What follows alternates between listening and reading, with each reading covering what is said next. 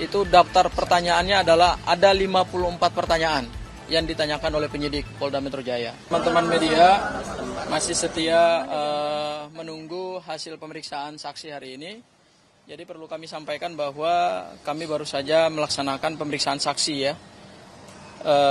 Yaitu klien kami ada 3 orang yang hari ini diperiksa. Ada satu YouTuber, 1 aktivis, kemudian 1 lagi wartawan ya, Mas Arief. Dan pemeriksaan hari ini didampingi oleh kami selaku tim kuasa hukum dari Roy Suryo CS. Ya, pemeriksaan ini berlangsung 10 jam lebih, ya. Dan ini tidak kalah dengan pemeriksaan Pak Abraham Samad yang juga 10 jam ya. Jadi pemeriksaan hari ini cukup luar biasa ya. Dan untuk daftar pertanyaannya tadi, untuk saksi Arief Nugroho selaku seorang wartawan, itu daftar pertanyaannya adalah ada 54 pertanyaan yang ditanyakan oleh penyidik Polda Metro Jaya. Kemudian Bu 36. Mary, 36 pertanyaan. Ya. Jadi kami sudah menjawab, klien kami sudah menjawab semua pertanyaan yang diajukan. Nah, perlu saya sampaikan beberapa hal, ini terkait dengan relevansi antara apa yang sekarang sedang disidik oleh Polda Metro Jaya, yaitu adanya dugaan tindak pidana pencemaran nama baik, fitnah, kemudian juga undang-undang ITE, kemudian juga adalah penghasutan, gitu ya. Ini sama sekali kalau kita lihat relevansinya, ini memang tidak punya korelasi yang cukup signifikan, ya. Terutama kepada saksi yang dalam kapasitas sebagai wartawan dan YouTuber ya. Tadi di dalam pemeriksaan ada beberapa pertanyaan yang dikonfrontir kepada saksi terkait dengan pertemuan di beberapa tempat ya, dimulai dari pertemuan di Bareskrim Polri pada saat TPUA membuka laporan terhadap Pak Joko Widodo dalam dugaan tindak pidana pemalsuan dokumen. Kemudian juga ada video pada saat TPUA melakukan audiensi di DPD RI untuk mencari dukungan atau menyampaikan dukungan terkait dengan upaya untuk membuka ya dugaan pemalsuan dokumen berupa ijazahnya Pak Jokowi. Kemudian juga ada video yang terkait di DPD, kemudian di Bareskrim Polri, kemudian di tempatnya Pak Egy Sujana juga ya. Nah, ada beberapa pertanyaan-pertanyaan yang sangat sama sekali tidak relevan kepada saksi. Misalnya yang berkaitan dengan apakah saudara saksi mengenal dengan TPUA, ya, itu tidak relevan. Kemudian siapa yang membiayai TPUA, ya, itu juga tidak relevan. Kemudian juga apakah saksi menjadi operator dari sekian channel YouTube ya yang berhubungan dengan isu ijazah palsu ya, termasuk juga apakah ada hubungan dengan Abraham Samad Speak Up ya, channel YouTube-nya gitu. Nah, ini pertanyaan-pertanyaan yang sebenarnya tidak ada relevansinya gitu. Justru yang kami lihat hari ini adalah adanya upaya dari Polda Metro Jaya untuk memperluas keterangan saksi ya, sehingga ini ada kemungkinan 2 hal. Yang pertama adalah Polda Metro Jaya berusaha untuk melakukan pembungkaman terhadap teman-teman pers, terhadap teman-teman YouTuber yang begitu aktif menyampaikan informasi kepada masyarakat terkait dengan kegiatan dari TPUA, terkait juga kegiatan dari teman-temannya Roy Suryo CS gitu ya, dalam memberikan informasi kepada publik. Itu asumsi kami yang pertama. Dan yang kedua adalah ini jangan sampai ada upaya untuk memperluas calon tersangka. Ya, karena berdasarkan SPDP resmi yang dikirim Polda Metro Jaya kepada Kejaksaan Tinggi DKI, itu ada 12 terlapor ya. Dan tidak menutup kemungkinan berdasarkan materi-materi pemeriksaan hari ini, dan nanti ada juga saksi-saksi baru yang akan diperiksa ke depan, ini tidak menutup kemungkinan ternyata Polda Metro Jaya bukan hanya menyasar 12 orang, tetapi kemungkinan calon-calon yang akan terlapor yang statusnya bisa tersangka, kemudian saksi bisa dinaikkan juga statusnya sebagai tersangka, ini bisa lebih luas lagi gitu loh. Artinya kalau lebih luas lagi, berarti kita melihat di sini Polda Metro Jaya tidak fokus terhadap perkara pidana gitu ya. Unsur utama dalam perkara ini kan adalah adanya dugaan tindak pidana pencemaran nama baik yang dilaporkan oleh Pak Jokowi. Kalau itu yang dilaporkan, berarti harusnya penyidik Polda Metro Jaya fokus kepada pasal 310, 311, dan 20, pasal 310, 311 KUHP ya, dan kemudian pasal 27A Undang-Undang ITE yang berkaitan dengan fitnah dan pencemaran nama baik di dalam Undang-Undang ITE.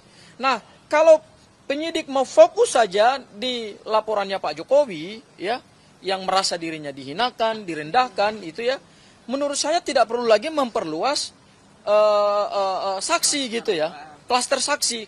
Karena sekarang bukan hanya aktivis, bukan hanya akademisi yang diancam kemerdekaannya, tetapi yang sekarang terjadi adalah ini teman-teman wartawan ditarik, kemudian teman-teman YouTuber juga ditarik. Kami melihat bahwa jangan sampai kemudian Polda Metro Jaya keluar dari pokok perkaranya gitu loh. Pokok perkaranya kan adalah pencemaran nama baik terhadap Pak Jokowi. Dan hari ini kami merasakan betul ya, ada perluasan pemeriksaan secara material ya, dari yang tadinya adalah pencemaran nama baik sekarang larinya kemana-mana nih, menyasar YouTuber.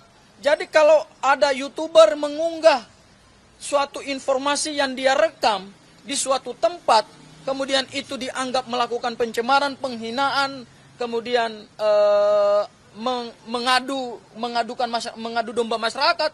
Wah, ini bahaya ini untuk kebebasan dan kemerdekaan kita dalam menyampaikan informasi publik, kebebasan kita berpendapat.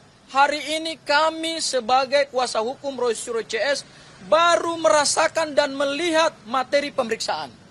Selama ini kami belum tahu kira-kira apa korelasi antara saksi dari pihak YouTuber, kemudian saksi dari pihak wartawan, ini apa korelasinya dan apa substansinya.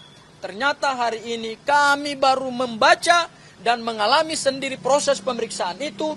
Kami melihat bahwa Polda Metro Jaya sekarang sedang melakukan perluasan materi ya, kemudian memperluas klaster pemeriksaan saksi. Dan bisa saja akibat dari perluasan materi penyidikan hari ini, kemudian memperluas klaster saksi, kita takut jangan sampai, kita khawatir jangan sampai ini juga memperluas kemungkinan calon tersangka. Ya, ini kita sebut ini upaya kriminalisasi ini. Ini benar-benar kriminalisasi. Kalau Polda Metro Jaya betul-betul ingin menyidik dugaan pencemaran nama baik laporannya Pak Jokowi, fokus saja di situ. Nanti kita uji gitu loh. Dalam tahapan penyidikan ini kan kita akan uji alat bukti. Ya, jangan lagi tarik teman-teman yang tidak tahu menahu. Kasihan loh. Ini hari ini Mas Arief ini adalah seorang wartawan yang punya kartu pers yang resmi dan terdaftar di Dewan Pers.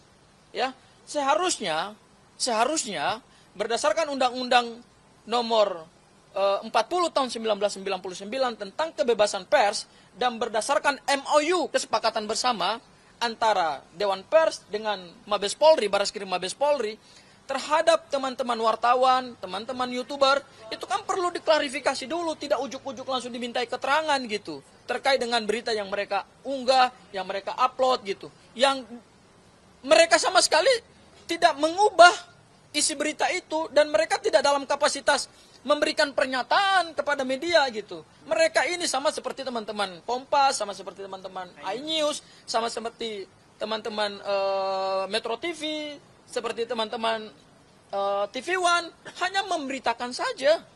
Tapi di republik yang hari ini kita sudah merasakan 80 tahun kemerdekaan, memberitakan suatu berita, itu bisa dianggap sebagai turut serta. Ini yang kita khawatirkan. Ini kita khawatirkan. Jangan sampai pasal 55 KUHP sebagai pasal turut serta itu digunakan dalam perkara ini gitu. Karena materi pemeriksaannya sudah mengarah ke sana gitu. Dan kami merasa bahwa ini ada upaya kriminalisasi nih. Upaya membungkam kebebasan pers, upaya menutup ruang untuk kita berdialog, kita berdiskusi, kita menyampaikan informasi kepada publik, dan Hal itu kami rasakan hari ini pada saat pemeriksaan. Ya, ini tentu yang kita sesalkan. Ya, jadi mudah-mudahan Polda Metro Jaya terbukalah. Jangan lagi memperluas perang gitu loh. Jangan lagi memperluas area permainan ini gitu loh. Jangan lagi menyeret pihak-pihak yang tidak punya peran, tidak punya kapasitas dalam perkara ini, tapi harus diseret dan dipaksa untuk memberikan keterangan, kemudian keterangannya itu bisa membahayakan dirinya sendiri dan membahayakan orang lain. Padahal kalau kita lihat dari 3 klaster pasal yang dipakai, saya bagi 3 klasternya nih. Klaster pertama adalah delik pencemaran nama baik. Itu pasal 310, 311 KUHP, 27A Undang-Undang ITE. Klaster kedua, itu berkaitan dengan delik dokumen elektronik. Pasal 32 dan pasal 35 Undang-Undang ITE. Dan klaster terakhir, ini klaster penghasutan, pasal 160 KUHP dan pasal 28 ayat 2 Undang-Undang ITE. Dari 3 klaster pasal yang sekarang dipakai, ya, 1 klaster relevan, yaitu penghinaan dan pencemaran nama baik. Tapi 2 klaster ini nggak relevan sama sekali. Ya, yaitu siapa yang mengubah dokumen elektronik? Nggak ada yang mengubah dokumen elektronik. Tadi ditanyakan juga kepada saksi kami, apakah dokumen yang atau informasi yang diunggah di YouTube itu diubah nggak? Dilakukan rekayasa nggak? Dimanipulasi nggak? Oh, nggak ada itu faktanya. Ya, jadi nggak kena ini pasalnya. Kemudian yang ketiga, klaster tentang penghasutan. Siapa yang terhasut? Siapa yang melakukan penghasutan? Dan apa akibat dari penghasutan? Karena ini deliknya delik material. Ya, kemudian 28A. Ini kan penghasutan dalam konteks SARA. Nggak ada ini urusannya di situ. Jadi menurut kami dari hasil pemeriksaan yang kami alami hari ini ada kemungkinan penyidik melakukan perluasan dan memperluas saksi, dan kemungkinan juga kalau barang ini naik sampai tahap berikutnya ini memperluas calon tersangka lagi, dan ini kriminalisasi. Itu Bang yang bisa kami sampaikan. Ada pertanyaan Bang? Untuk persiapan besok seperti apa?